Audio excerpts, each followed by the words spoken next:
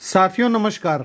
दक्षिण पूर्वी एशियाई देश कंबोडिया ने अपना खुद का व्हाट्सएप जैसा मैसेजिंग ऐप लॉन्च किया है, जिसे कूल ऐप नाम दिया गया है।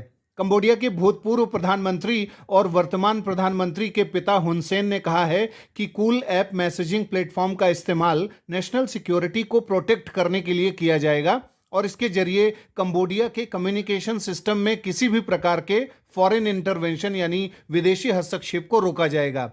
लेकिन आलोचकों ने कंबोडिया में इस पर सवाल भी खड़े कर दिए हैं। आलोचकों का कहना है कि कूल ऐप के जरिए सरकार पॉलिटिकल डिस्कोर्स की निगरानी कर सकती है, उसे दबा भी सकती है, यानी जो भी ऐसी सूचनाएं होंगी उन सब पर मॉनिटरिंग करना और उसे सप्रेस करने का काम कर सकती है अगर उसे सरकार के अगेंस्ट में पाया गया।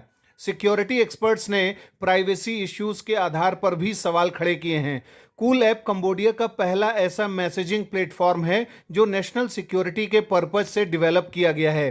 हुन सेन ने इसकी तुलना चीन के वी चैट, वियतनाम के जालो, साउथ कोरिया के काकाओ टॉक और रूस के टेलीग्राम से की है। हुन सेन पिछले साल प्रधानमंत्री पद से हट गए थे, लेकिन वो अपने बड़े बेटे और कंबोडिया के वर्तमान प्रधानमंत्री हुन मैनेट के जरिए कंबोडिया की राजनीति में प्रभावी पकड़ रखते हैं और ऐसा माना गया है कि कूल ऐप उनके ही दिमाग की उपज है, जिसे उन्होंने व्हाट्सएप और टेलीग्राम के सामने एक राइवल के रूप में खड़ा कर दिया है। कंबोडिया हाल के समय में चाइनीज क्रिमिनल गैंग्स के द्वारा संचालित ऑनलाइन स्कैम्स का शिकार भी रहा है और यह बात यूएस स्टेट डिपार्टमेंट और यूएन भी कह चुका है। इसलिए भी कूल ऐप जैसे उपाय सोचे गए हैं। अब तक इस ऐप को 1.5 लाख बार डाउनलोड किया जा चुका है। इसमें एंड टू एंड इनक्रिप्शन है ताकि प्राइवेसी को इंश्योर किया जा सके और कूल ऐप का दावा है कि यह यूजर डेटा को न तो मॉनिटर करता है, न ही कलेक्ट करता है और न ही स्टोर करता है। आपको बता दें कि हुन सेन की लीडरशिप में कंबोडिया में इंटरनेट फ्रीडम में लगातार गिरावट देखी गई है। सेंसरशिप, मीडिया ब्लैकआउट्स और ऑनलाइन हैरेसमेंट में बढ़ोतरी देखी गई है। सरकार ने स्टेट सर्विलांस भी बढ़ा दिया है। इंडिपेंडेंट मीडिया आउटलेट्स को बंद करने और आलोचकों पर मुकदमा चलाने की घटनाएं भी देखी गई हैं।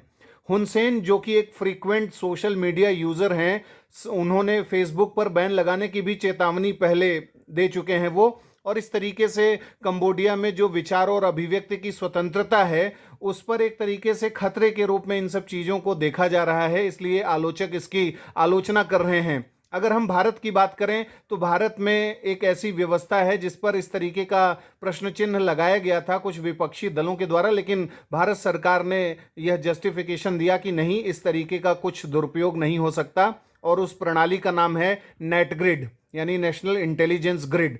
तो साथियों, अब बारी है आज के सवाल की। आपको बताना है कि वर्ल्ड प्रेस फ्रीडम इंडेक्स कौन सी संस्था जारी करती है और कंबोडिया का उसमें कौन सा स्थान है और भारत का उसमें कौन सा स्थान है। आप हमें कमेंट बॉक्स में बताएं अपने उत्तर।